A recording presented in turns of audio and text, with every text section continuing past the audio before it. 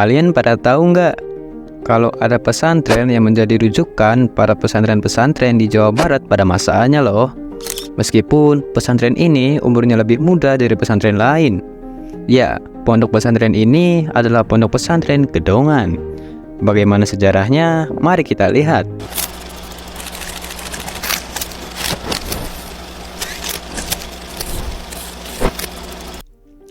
Sejarah pondok pesantren Gedongan tidak lepas dari adanya sosok kiai karismatik, yaitu Kiai Haji Muhammad Said selaku pendiri dari pondok pesantren Gedongan. Kiai Haji Muhammad Said adalah putra dari Mbah Kiai Murtasim, adik ipar dari Kiai Soleh Benda Karep, dan kakak ipar dari Kiai Abdul Jamil di Pondok Buntet Pesantren. Kiai Haji Muhammad Said sendiri bukan lahir di Gedongan, melainkan lahir di Tuk Sindang Laut pada tahun 1800-an. Tuk Sindang Laut merupakan salah satu desa tertua di Cirebon. Selain itu, Sindang Laut adalah tempat pengembangan pesantren yang luar biasa dari beberapa tokoh dan wali Allah Subhanahu wa Ta'ala. Di zamannya, Mbah Kiai Mukoyim ada di Tuk, Mbah Kiai Ardisela, Mbah Kiai Ismail adanya di Tuk loh. Dan termasuk ayahanda dari Kiai Muhammad Said, Al-Maghfurullah Kiai Haji Murtasim juga ada di Tuk. Kita lanjut ke Kiai Haji Muhammad Said itu sendiri. Haul Kiai Haji Muhammad Said Gedongan yang ke-93 menandakan pesantren Gedongan ini kurang lebih sudah berumur 1 abad. Pada awalnya di Buntet sudah berdiri pesantren termasuk di Benda Karep.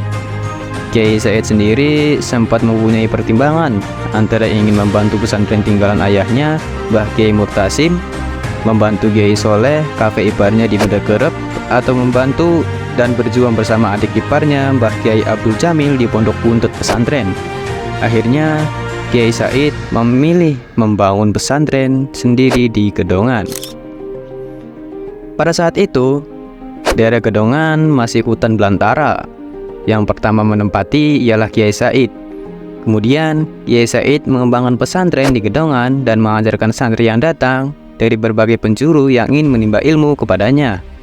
Salah satu cara dakwah pertamanya yakni menikahkan santri-santrinya. Santri putra yang dinikahkan dengan santri putrinya dan disuruh menetap di Gedongan. Perlu diketahui, pesantren dibagi menjadi 2, yakni masyarakat pesantren dan pesantren masyarakat. Nah, di pondok pesantren Gedongan ini keduanya ada. Pesantren punya masyarakat dan masyarakatnya juga adalah masyarakat pesantren. Inilah diantaranya yang membedakan antara pondok pesantren Gedongan dengan pesantren-pesantren lainnya. Masyarakat Gedongan yang walaupun bukan ahli, bukan keturunan langsung dari Mbah Kiai Muhammad Said, akan tetapi adalah keturunan santri-santri awal dari Kiai Muhammad Said. Oleh karena itu, insya Allah para masyarakat dengan profesi secara umum di Gedongan bisa membaca Al-Quran secara fasih. Luar biasa sekali ya. Berbeda dengan masyarakat di pesantren lainnya. Kenapa? Karena di Gedongan ini selain pesantren masyarakat juga merupakan masyarakat pesantren. Ketika kita berbicara tentang awal pendiriannya, nampaknya pondok pesantren Buntet lah jauh lebih tua.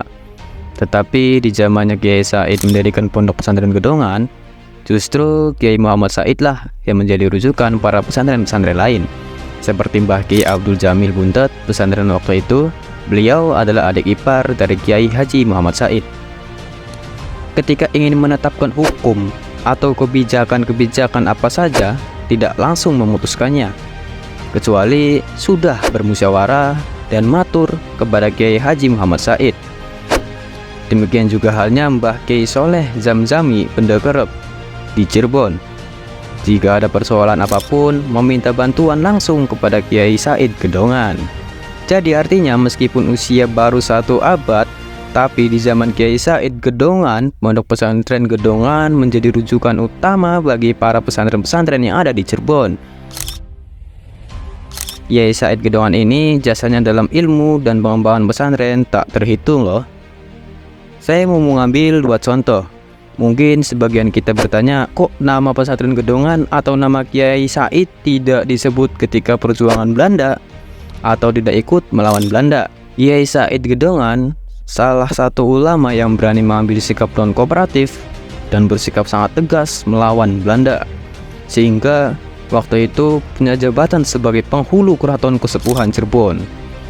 Pada waktu itu, di dalam menentukan awal Ramadan, Kiai Muhammad Said Gedongan menetapkan awal Ramadan berbeda dengan yang dikehendaki oleh Belanda.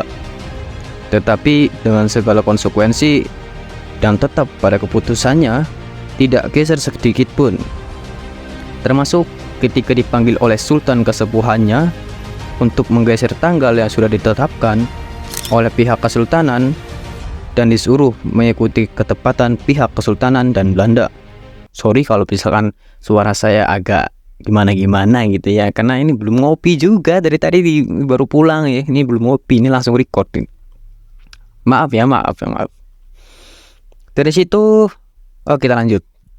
Dari situ muncul ketegasan Kiai Said, sebab dengan pernyataan seperti itu, Kiai Said menganggap bahwa ini sudah ada campur tangan Belanda terhadap Kesepuhan Cirebon.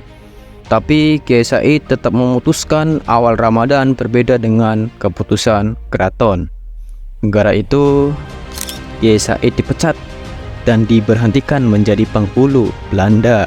Kedua, walaupun tidak terlihat upaya perlawanan dari Kiai Said dan keluarga besar Pondok Pesantren Gedongan dalam penjajahan Belanda, ini yang jarang diungkap, bahwa waktu itu sejarah mencatat Kiai-Kiai Cirebon dipimpin oleh Kiai Haji Abbas Buntet, pesantren ditemani oleh Kiai Haji Arjawinangun. Maaf kalau misalkan Kiai Haji Arjawinangun ini salah nama atau bagaimana, karena saya riset dari website gitu ya. Nanti websitenya akan saya cantumkan di atas. Lanjut, Kiai Haji Amin Babakan Ciwaringin berjuang mengirim ke pertempuran 10 November. Sebenarnya ada keterlibatan dari kiai-kiai dan masyarakat Pondok Pesantren Gedongan. Namun sejarah ini tidak terungkap, akan tetapi ada faktanya. Bahkan ada kiai yang pernah berbicara dan bertemu dengan orang yang dikirim dari Cirebon pada 10 November itu. Tetapi jikalau Gedongan sendiri memang tidak pernah diserang oleh Belanda, sebab ternyata dengan karomah Kiai Said, ketika Belanda mempunyai pemikiran mau menyerang Pondok Pesantren Gedongan seketika menjadi lautan. Tidak ada pedukuhan, perkampungan, apalagi pesantren, semuanya menjadi lautan.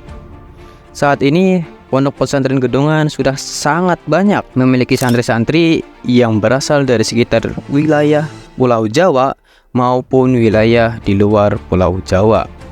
Hal itu terbukti dengan adanya banyak sekali santri dari berbagai pulau di Indonesia, dari Sumatera, Kalimantan, bahkan Papua. Oke, terima kasih sudah mendengarkan cerita sejarah ini dan terima kasih untuk waktunya. Semoga menambah wawasan dan menghibur Anda semua.